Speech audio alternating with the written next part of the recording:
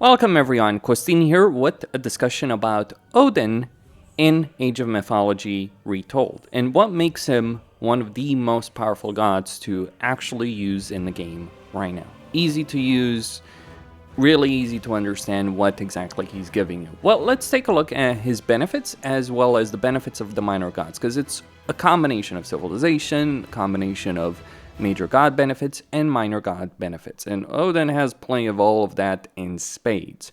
First off, he gets 10% faster food gathering. On top of that, his Grey Hole units generate 25% favor, humans and heroes regenerate HP per second, and you have scouting. So you have map control or map vision through the Raven Scouts, you're gaining favor through Bal, at least through the Great Hall unit. So if you're thinking things like Herseers, you're thinking Jarls, you're thinking your Skirmisher hero units, all of those are going to gain more favor from battles, and 10% extra fruit generation from hunting. But you also have a major hunting benefit in the Great Hunt ability. This doubles, basically, the amount of animals in a group. So if you use this on the initial patch of animals, you will double it, and you can reuse it. And on top of that, it will also generate a small amount of animals if there are none whatsoever. So either you're using this to make the groups of animals last much longer, provide a lot more food, or you're using it flat out to generate animals from thin air. Now, to be fair, the cost does escalate fairly quickly, keep that in mind, but it is an incredible benefit. The reason this is an incredible benefit, not only do hunted animals give you more food than, say, farms, or even cattle, or sheep, but on top of that, because you are using this to multiply animals, and the fact that you can generate some of these hunted animals, you have safety, because you don't have to go as much or as quickly around the map to hunt animals in order to be able to get that crazy food generation. That is a fairly substantial benefit. And yeah, ravens constantly spawning, constantly giving you information. Really powerful ability over there, because it gives you that kind of map information that you otherwise would lack. Then, on top of that, you get extra benefits to Berserkers. So for every HP that Berserkers are missing, they increase their speed and their damage for every 1%. And keep in mind, you do have HP regeneration. In Tier 2, you have either Freya or Heimdall. Now, Freya is a situational god. Valkyries, really good unit, if you can use them. Forest Fire, not so great, but the benefit for Freya is Valkyries, really good harassing unit, can combine them very well with the cavalry force of raiding cavalry, which you can get quite a few of. And then, of course, you do get Thundering Hooves, which gives you extra cavalry HP, including for those Valkyries themselves, and also 15% hero HP. So Freya is a good god, though in certain situations. If you're going to be looking at map control, if you're going to be looking at raiding, she is a great choice to go with. But Heimdall is ridiculous. First off, you remove enemy towers effectively with this ability, and you can reuse it. It's not an expensive god power, not the most expensive, but it might be one of the most useful ones to get early on, because it means that the initial towers that the opponent has will be effectively removed. This makes it so that if you're thinking that you're going to turtle against Odin, think again, because a lot of Odin players will go with Undermine.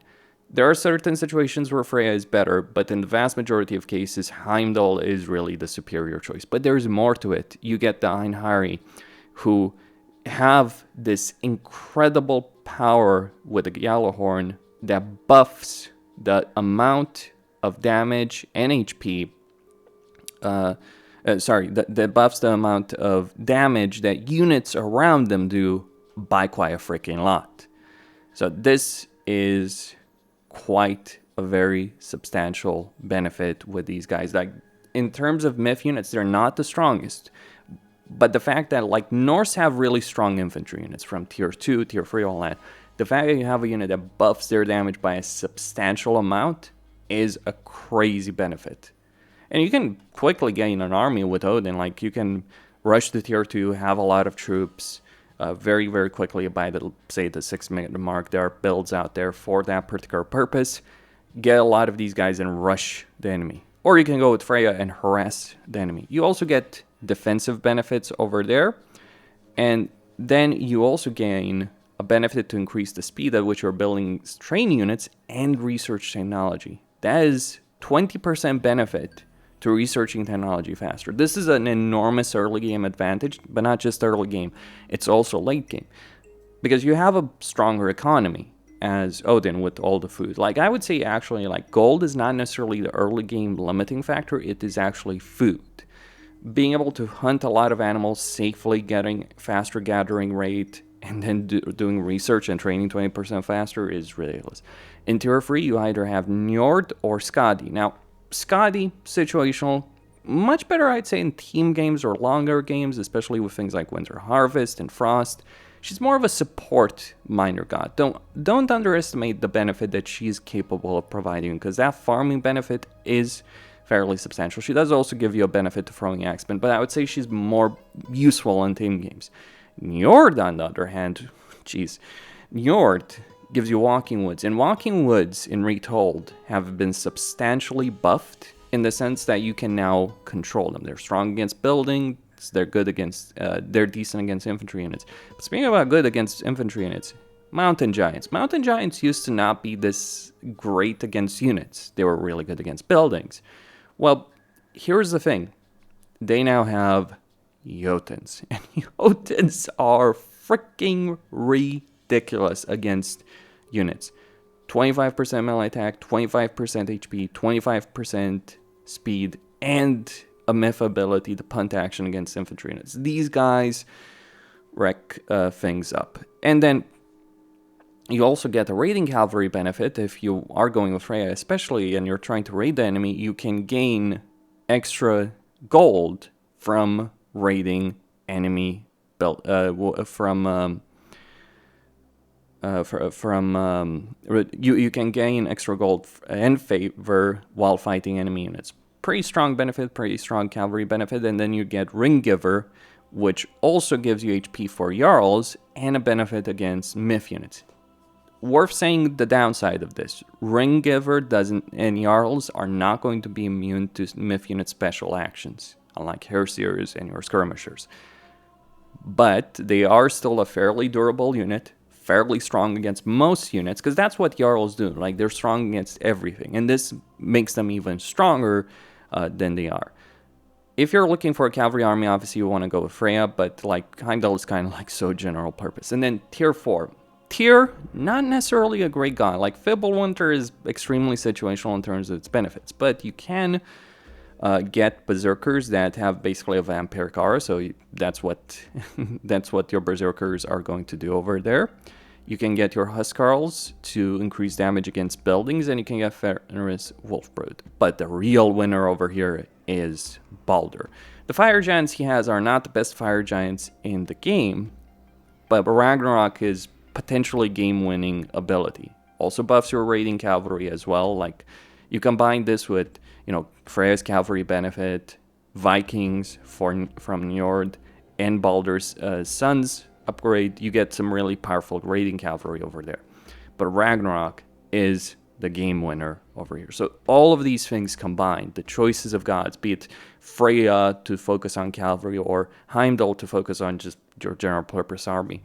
Skadi if you're looking for team games and you want that farming benefit or longing benefit and you want to play more of a support role, or Njord with the ridiculousness of the mountain giants. Regardless of what you're choosing over here with Odin, you have great choices, with the exception of Tier and Tier 4. Like, it's not even necessarily that Tier is so bad. It's like Baldur at the moment is like absurd. Yes, I know Ragnarok has been nerfed a bit, just a very, very tiny bit. It's like, oh, they removed 1 attack damage. Yeah, the heroes of Ragnarok are still absurd. They're still, I think they need to do far more sweeping balance changes, because the difference between the powerful gods, like you compare Odin to Thor and Freyr right now, it's not even close. Poor Freyr. Poor Freyr. I feel like Freyr is like a beginner player trap, you might think, oh, he's great defensively, so I can play that. And yeah, you will lose with Freyr in a lot of situations. It's quite sad, actually. I've tried so hard to make it work with Freyr, and I'm like, yeah, why would I play Freyr when I can play freaking Odin? I understand Age of Mythology rebalancing. At least, you know, I'll say this much about Retold. Whatever I can say that might be negative, at the very least, even if some gods are far worse than others, at least they have made it so that each civilization can stand on its own, and you don't have a situation like the Chinese ridiculous and bullshit that existed before. So at least the civilizations work, not necessarily all the gods. There's some work that needs to be done on that. Which makes me a bit skeptical about the expansion plans, because, oh, we're going to add the new Pantheon, and then another one. Yeah, we'll see about how that's going to work out. Costin signing out. Don't forget to subscribe, like, and enable notifications, and stay tuned for more. Might even try my hand at Odin against the Legendary AI. Which, I'll say this much, the Legendary AI is one of the most brutal fucking things you can play in the game right now. 1v1, especially the attacker template. But stay tuned.